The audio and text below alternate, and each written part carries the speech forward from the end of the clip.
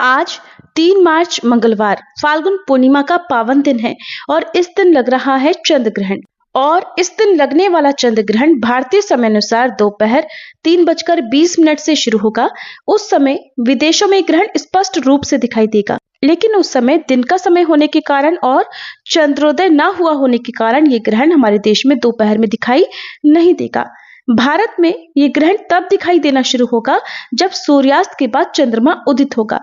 फाल्गुन पूर्णिमा के दिन लगभग शाम 6:30 पर चंद्रोदय होगा।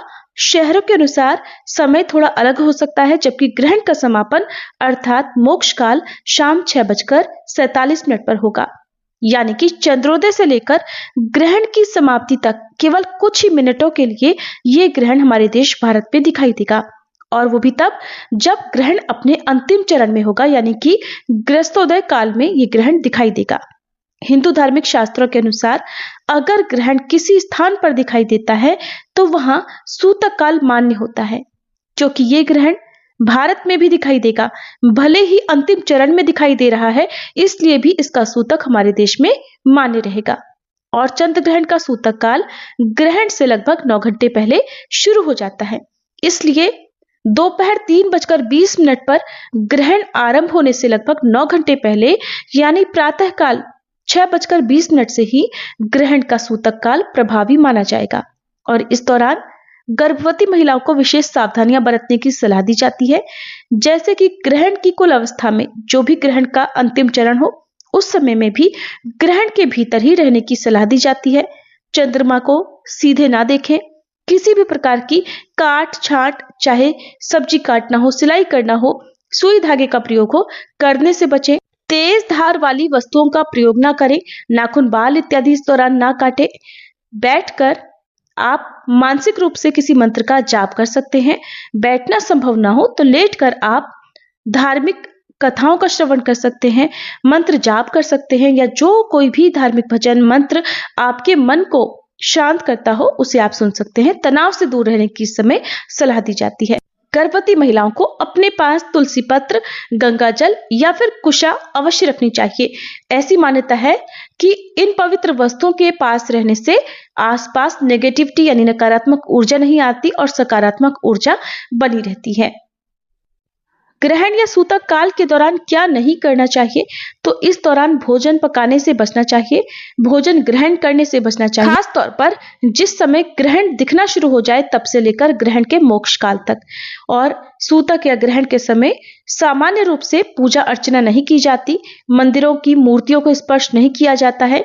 नए शुभ कार्य जैसे विवाह, गृह प्रवेश या कोई भी आपके जीवन में सुख समृद्धि लाने वाला कार्य हो वो इस दौरान नहीं किया जाता है। लेकिन राहु केतु ग्रह की शांति के लिए आप दान दे सकते हैं, कोई खास उपाय करना चाहते हो तो कर सकते हैं। और पितृ संबंधी तर्पण, श्राद्ध या दान आदि कार्य सूतक या ग्रहण के समय करने से 7 पीढ़ियों के पितर तृप्त हो जाते हैं। और ग्रहण के दौरान झगड़ा या नकारात्मक बातें करने से बचना चाहिए, अधिक से अधिक मौन रहने का प्रयास करना चाहिए। सूतक लगने से पहले भोजन में तुलसी पत्ते या कुशा डालने की परंपरा है, जिससे रखा हुआ भोजन दूषित होने से बच जाता है और फिर उसका सेवन किया जा सकता है। मंत्र जाप ग्रहण काल के दौरान करते रहें, खास तौर पर महामृत्युंजय मंत्र या श्री विष्णु भगवान के या कृष्ण भगवान के मंत्र, चंद्र देवता के मंत्र, भगवत गीता, रामायण या धार्मिक ग्रंथों का पाठ इस दौरान किया जा सकता है। जरूरतमंदों के लिए दान का संकल्प लेकर दान की सामग्री आप दे सकते हैं।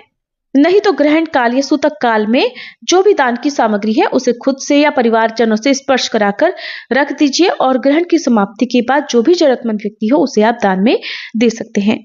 ग्रहण या सूतक काल के दौरान बुजुर्ग, बीमार या बच्चों को क्या करना चाहिए, तो धार्मिक शास्त्रों में कहा गया है कि जितने भी कठोर नियम बनाए गए हैं सूतक या ग्रहण संबंधी, उन सभी में रोगी, वृद्ध या बालक इन सबको छूट होती है, यानी कि इनके लिए ये नियम इतने प्रभावी नहीं होते हैं। और यदि आवश्यक हो तो ग्रहण सूतक काल में हल्का भोजन ये लोग कर सकते हैं।